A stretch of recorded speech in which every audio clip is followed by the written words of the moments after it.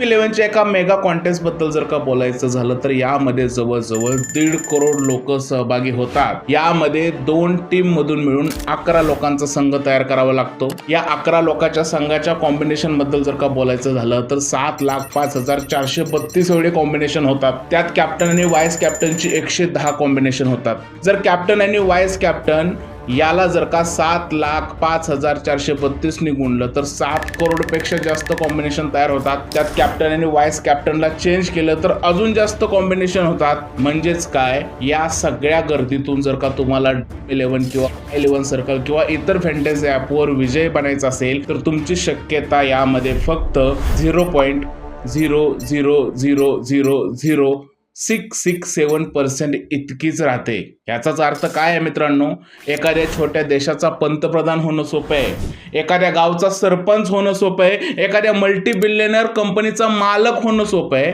पण अशा प्रकारच्या ॲपवर जिंकणं खूप जास्त कठीण आहे।